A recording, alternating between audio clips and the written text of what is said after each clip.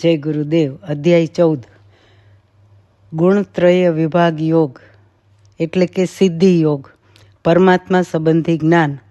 મિત્રો, આ અધ્યાયમાં કુલ 27 શ્લોકો છે. આપણે 13મા અધ્યાયમાં આગળ જોયું કે ક્ષેત્ર એટલે શરીર અને ક્ષેત્રજ્ઞ એટલે ક્ષેત્રને જાણનાર આત્મા. આત્માને પ્રાપ્ત કરી લેવાનો નથી. આત્મા તો સ્વયં પૂર્ણ છે. આત્માની હંમેશા ઉર્ધ્વગતિ છે. પરંતુ મિત્રો, ઊંચી ઉડતી પતંગને પણ જો વજનવાળું પૂંછડું લગાવ્યું હોય તો તે ઉડી શકે નહીં. તેમ આ દેહ માટેની આસક્તિરૂપી ભાર આત્માને નીચે ખેંચે છે.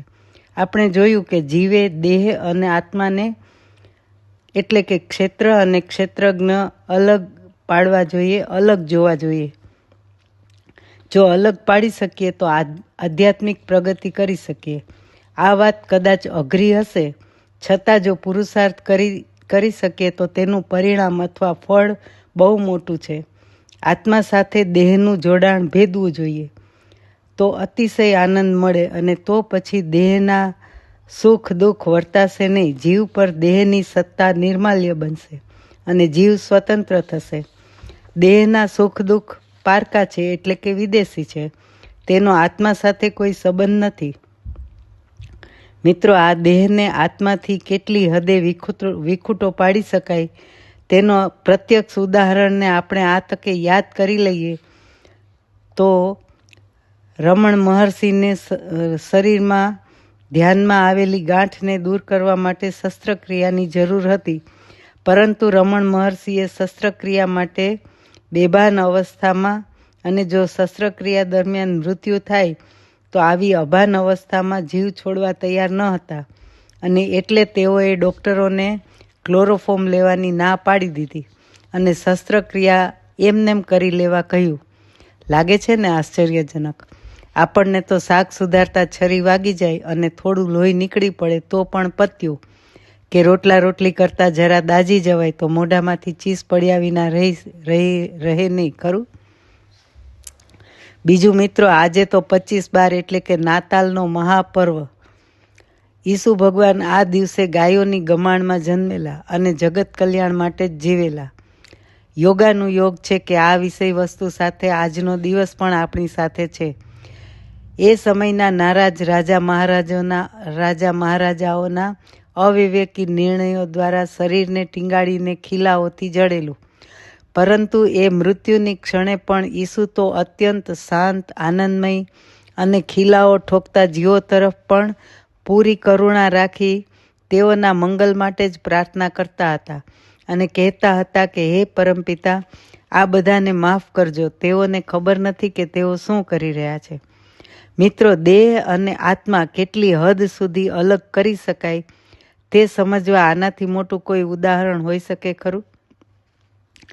આગળ ભગવાને એ પણ સમજાવ્યું છે કે હે અર્જુન, મારી સર્વ ચરાચર પ્રકૃતિ ત્રિગુણાત્મક છે. આયુર્વેદમાં વૈદ પણ આપણા શરીરના ઉપચાર માટે 3 પ્રકૃતિ જણાવે: સત્વ, રજસ અને તમસ. આ ત્રણેય પ્રકૃતિના ચોક્કસ ગુણો છે અને ભગવાન પણ કહે છે કે હે અર્જુન, આ ત્રણેય પ્રકૃતિ પણ એકબીજા સાથે લડાઈ કરીને બળવાન બનવા અને એકબીજા ઉપર હાવી થવા શરીરની અંદર પ્રયત્નશીલ જ છે અને પોતાના લક્ષણો બતાવે છે.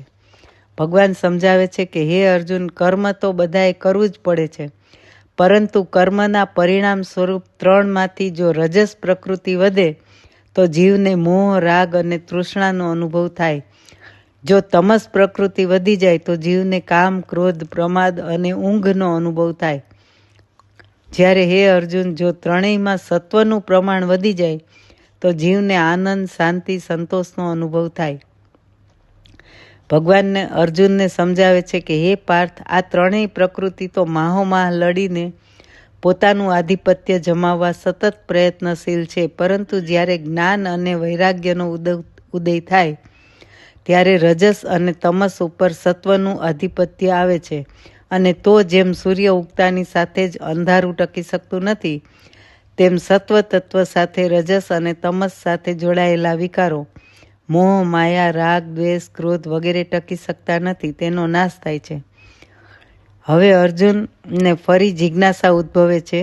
તે ભગવાનને પૂછે છે કેહ લિંગે ત્રીન ગુણાન એતાન અતિતઃ ભવતી પ્રભો કિમાચારઃ કથમ એતાન ત્રીન ગુણાન અતિવર્તતે. એટલે કે હે પ્રભુ, આ ત્રણેય ગુણોને પાર પડેલો જીવ કેવા લક્ષણોવાળો હોય અને આ ત્રણેય ગુણોને કેવી રીતે ઓળંગી શકાય તે મને જણાવો. ત્યારે આ અધ્યાયનો મિત્રો 24મો શ્લોક એટલે કે મહાન શ્લોક બોલતા પ્રભુ જણાવે છે કે સમ દુઃખ સુખ સ્વસ્થ સમલોષ્ટાસ્મ કાંચન તુલ્ય પ્રિયા પ્રિય ધીર તુલ્ય નિંદા આત્મ સંતુષ્ટિ. એટલે કે હે પાર્થ, આવો જીવ આત્મભાવમાં સ્થિર થયેલો, સુખ દુઃખમાં સમાન રહેનારો, માટી પથ્થર અને સોનામાં સમાન ભાવવાળો તેમજ સ્થિર બુદ્ધિવાળો, પ્રિય અને અપ્રિય બંનેમાં ચિત્તની ક્ષમતાવાળો અને નિંદા તેમજ સ્તુતિમાં પણ સમચિત્ત રહેવાવાળો છે. તો મિત્રો, અહીં આપણને એવું થાય છે કે પુરુષાર્થ કરીને રજસ તમસ ઉપર સત્વનો ઉદય થઈ જાય એટલે પૂરું, પણ ના, એવું નથી.